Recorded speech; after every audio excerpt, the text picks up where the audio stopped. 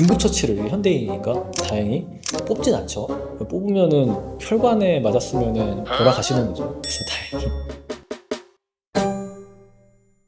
네, 안녕하세요. 윈 스튜디오의 내분비내과 전문의 우창윤입니다. 폭군의 셰프 혹시 보셨나요? 너무 재밌다는 저희 PD님의 이야기가 있어가지고 보게 됐는데 뒤로 갈수록 조금 흥미진진해지는 부분들이 있고 의사로서 리뷰해보고 싶은 컨텐츠가 있어가지고 함께 좀 보려고 합니다. 이제 나오자마자 이런 부분이 있습니다. 조선 최고의 미식가이자 최악의 폭군, 그 연상군의 어떤 잘생긴 카리스마 있는 모습이 나오는데요. 이 부분 보면서 저는 그게 궁금하더라고요. 그 연상군이 여기에서 미식가로 나오는 게 좀 일리가 있다는 생각이 들었어요. 미식가라고 하면은요, 미래세포가 개인마다 차이가 되게 커요. 적게는 뭐 500개에서 많게는 뭐 10,000개까지 이 미래세포의 그 밀도가 굉장히 차이가 나는데 미래세포가 많을수록 같은 음식이어도 더 강하게 느끼고 또 섬세하게 느끼는 그런 경향이 있다고 해요. 실제로 이렇게 미래세포가 많은 사람들을 이제 슈퍼 테이스터라고 해가지고 이들은 실제 맛을 봐보면요. 소금기, 단맛, 쓴맛, 기름맛 이런 것들을 훨씬 더 잘 구분하고 풍미를 훨씬 더 민감하게 좀 감지할 수 있다고 해요. 실제 미래세포가 적으면은 맛을 좀 둔감하게 느끼고 맛의 차이도 잘 구별하지 못하더라.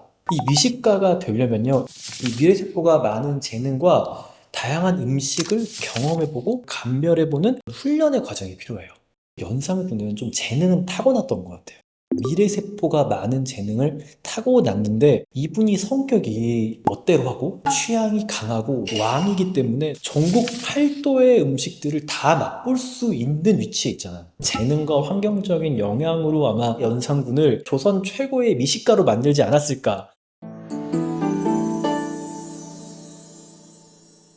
현지에서 이 연지영 님이 대회에서 이제 요리하는 과정이 딱 나와요. 갑자기 가스불이 안 켜져가지고 데코해놓은 집불을 가져와가지고 집을 태운 이 불에다가 고기를 마지막에 쉐어링 해가지고 요리를 완성을 하거든요. 맛은 있을 것 같아요. 우리 흔히 집불고기를 해가지고 먹었던 추억들이 있는데 이런 집불 직화구이가 요리사한테도 안 좋고 먹는 분한테도 반복해서 먹으면은 안 좋기는 해요. 이게 왜냐면은 직화하면은 아주 여러 가지 그 불안전 요소도 일어나게 되고 하면서 고기 표면에 강력한 발암 물질들이 생성이 됩니다. 이거 굉장히 잘 알려져 있죠. 여기 보시면은 연기 엄청 나오잖아요. 이게 만드는 사람이 계속 흡입하게 돼요. 다행인 건 여기서 직화로 고기를 다 구운 건 아니에요. 노출 시간을 극단적으로 사실 줄였잖아요. 그래서 좀 괜찮은 거긴 해요. 결국에는 양과 빈도가 중요한 거니까 뭐 이 정도 한 거는 뭐 괜찮지 않을까라고 생각을 합니다. 그래서 여기 또 시어링이란 거예요. 시어링. 고기 특유의 이 풍미와 이 향을 만들어내기 위해서 마이야르 반응을 일으킨다 표현을 하는데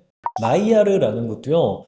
단백질이랑 이 환원당이 고온에서 만나가지고 멜라노이드 색소랑 수백 종의 풍미 화합물을 만드는 과정이거든요. 의학적으로 보면은 내분비내과 의사들이 많이 배우는 비효소적 갈변 반응이라고 해요. 최종 당화산물을 좀 일부 만들 수 있는 이제 이런 반응인데 맛있어요. 기본적으로. 아까 말한 대로 다양한 풍미 물질들이 실제 만들어서 향이나 맛이 더 좋아져요. 아무나 하면 안 되고 그래도 잘 교육 받으신 셰프님들이 해야 되는 게 너무 과도하지 않은 온도에서 적당히 해야 돼요. 길어지거나 이러면은 아미노산 손실도 되게 많아지고요. 이 과정에서 탄화에 의한 발암물질 그리고 과도한 최종당화 산물들이 만들어지면은 건강엔 안 좋아요. 이 최종당화 산물은 축적되면은 이제 다양한 염증 반응을 만들고 세포의 노화 촉진하고 이제 이렇긴 하지만 빈도가 굉장히 중요해요. 밖에 가족들이랑 나가서 어떤 셰프님이 마이에르 반응 일으켜서 맛있게 해준 거 드신다. 그럴 때 그냥 맛있게 드시면 되긴 합니다. 잘 하시는 분들은 그 가끔씩 먹으면 괜찮지만 집에서 하면은 이게 그 마이에르가 아니라 태워 먹는 게 돼요. 이게 절대 매일 태워서 먹자라는 건 아니다. 맛있긴 합니다. 고기 먹을 때 이제 특히 밖에서 먹을 때는 이렇게 많이들 먹죠. 프랑스에서 한국 가는 비행기를 탑니다. 기내식이 나와요.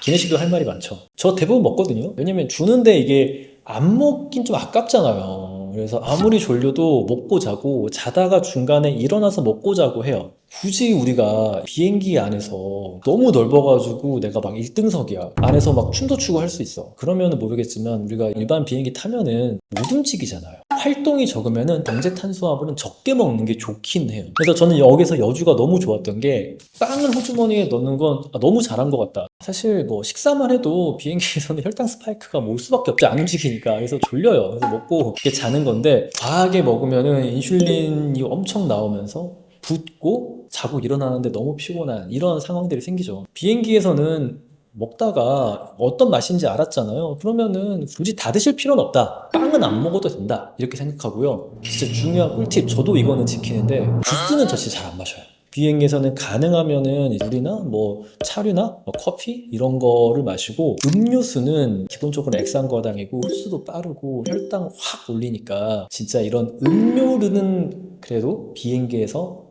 드시지 말자. 그건 이것도 물어보실 수 있어요. 술은 어떠냐? 이게 또 술도 이게 주면 안 먹을 수 없긴 하잖아.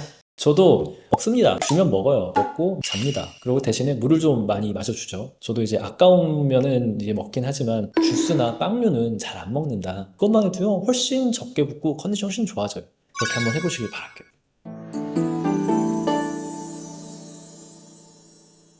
이 연산군이 굉장히 무섭게 막 사냥을 하다가 여주를 만나자마자 죽이려고 해요. 그러다가 본인이 화를 맞아요. 보시면은 처음에 화를 맞을 때는 좀 위쪽에 맞았나? 패골 있는 부위? 좀 위치가 좋진 않네? 라고 생각했는데 둘 다 살아가지고 여주가 먼저 깨어났어요. 남주는 이제 활 맞았으니까 의식을 잃을만 합니다. 그리고 저는 여기서 남주가 의식을 못 차리길래 위치도 왼쪽 가슴 맞았어요. 왼쪽 가슴은 안쪽에 일단 심장이 있고요. 큰 혈관이 있고요. 늑골 안쪽으로도요. 늑간정맥이나 동맥들이 지나가요. 재수없게 그런 데 맞으면 겉으로 보기에는 피가 안 나 보여도 피가 안쪽으로 막 1리터, 2리터 이렇게 나가지고 혈압저하, 호흡 부전으로 사망할 수가 있어요. 이거 죽었을 수도 있겠다는 생각이 좀 들었는데 그 정도 거리에서 일직선으로 나오는 활이었으면은 흉곽은 충분히 뚫고 들어갑니다. 아니면 진짜 운이 좋아도 늑골과 늑골 사이에 이게 활이 딱 걸리는 거거든요. 근데 그 정도 깊이여도 충격 때문에 기흉은 생길 거예요. 기흉이 생기면은 막 숨 쉬고 이러면은 확 폐 쪼그라들어가지고 이거 숨 못 쉬거든요. 근데 물에도 빠졌어. 이거 높은 확률로 깨워도 안 일어나겠네. 여주가 딱 보고 응급처치를 현대인이니까 다행히 뽑진 않죠. 뽑으면은 혈관에 맞았으면은 돌아가시는 거죠. 그래서 다행히 피난다, 지혈해야 된다. 스카프로 이렇게 살 이쁘게 해주시는데 이거는 지혈은 아니죠. 그냥 보기 좋게 여기에 활이 맞았습니다를 약간 표시해주는 이런 느낌으로 해주신 건데 실제 이 늑골 안쪽으로 지금 피가 나는 건 이건 지혈하기가 어려워요. 지혈이 안 돼요. 그래서 이거는 수술적으로 안쪽 들어가서 지혈해야 돼요. 저절로는 언제 지혈이냐? 그냥 안에 피가 철철 나가지고 흉곽 내 압력이 올라가면 지혈이 돼요. 근데 그렇게 되면 보통 이제 죽겠죠. 그런데 눈을 뜨더라고요. 그래서 저는 이거 판타지다. 이분 돌아가셨을 텐데 체온도 이렇게 물에 빠졌기 때문에 떨어져 있고 물에 떨어졌을 때 호흡도 힘들었을 것이고 굉장히 높은 확률로 죽을 수밖에 없어요.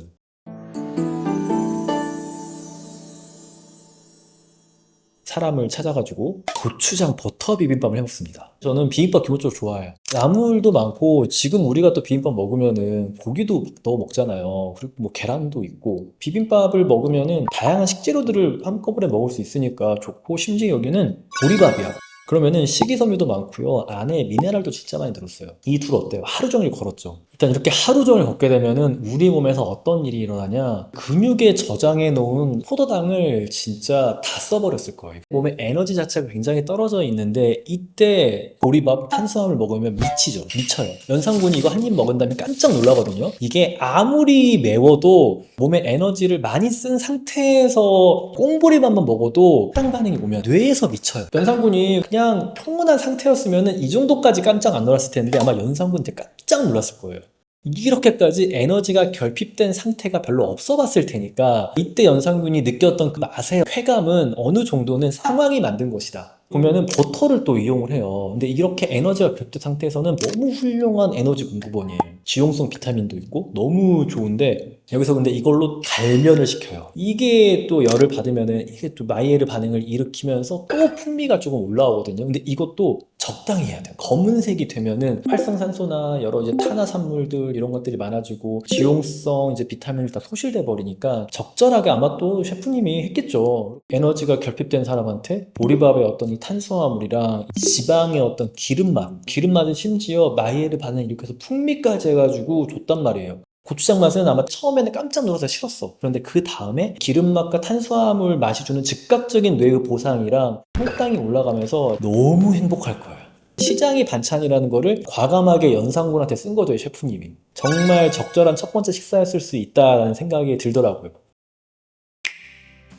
코코넛 셰프 이제 내과 의사가 리뷰하는 영상으로 이야기 드렸고요. 점점 더 재밌어진다고 하더라고요. 시청률도 계속 오르고 있고 넷플릭스 국내책 1위예요. 그래서 얼른 2화도 보고 3화, 4화 이렇게 보면서 의사 입장에서 재밌게 또 리뷰해드리도록 하겠습니다. 저는 다음 시간에 더 좋은 컨텐츠로 돌아오고요. 놓치지 않으시려면 구독과 좋아요 부탁드리겠습니다. 감사합니다.